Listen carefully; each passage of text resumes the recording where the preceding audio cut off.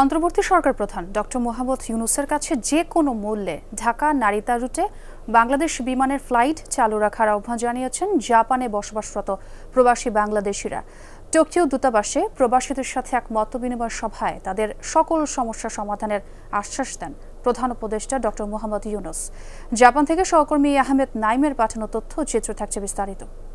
13টি মশলার এক দারুণ কম্বিনেশনে তৈরি ইফাত রশিদ বিরিয়ানি মশলা। উৎসব এখন প্রতিদিন। জাপানের টোকিও দূতাবাসে প্রবাসী বাংলাদেশিদের সাথে মতবিনিময় সভায় যোগ দেন অন্তর্বর্তী সরকারের প্রধান উপদেষ্টা ডক্টর মোহাম্মদ ইউনূস।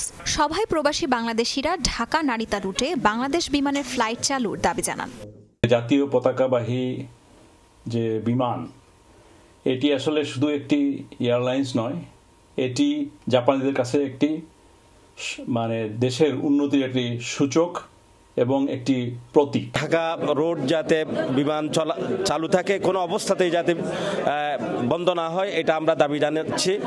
দীর্ঘ 17 বছর বন্ধ ছিল ঢাকা নারিতা রুটে বাংলাদেশ বিমানের ফ্লাইট চলাচল। নানা চড়াই উতরাই পেরিয়ে 2023 সালের সেপ্টেম্বর মাসে পুনরায় চালু হয় সেটি, কিন্তু আবারও বাধে বিপত্তি।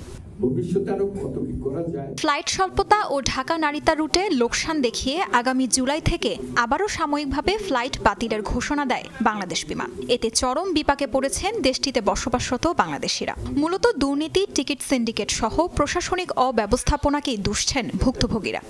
প্রবাসী বাংলাদেশি যারা, তারা তাদের সবার প্রথম স্বপ্নটাই আমি বলবো যে খুব কম সময়ে ট্রানজিট ছাড়া যেন আমরা বাংলাদেশে পৌঁছাতে পারি। আমাদের মাননীয় উপদেষ্টা জাপান সফরে আমাদের প্রত্যাশা একটাই, যে বাংলাদেশের যে জাপান বিমান আমাদের চালু রাখতে হবে, এই রুটটা চালু রাখতে হবে যেভাবেই হোক, কারণ আমরা বাংলাদেশে অনেক রেমিটেন্স পাঠাই জাপান থেকে। সভায় ডক্টর মোহাম্মদ ইউনূসের কাছে যে কোনো মূল্যে বাংলাদেশ বিমানের ফ্লাইট সচল রাখার আহ্বান জানান প্রবাসী বাংলাদেশিরা। ডাইরেক্ট ফ্লাইট বাংলাদেশে 6 থেকে 6.5 ঘন্টার ভিতরে যাওয়া যায়।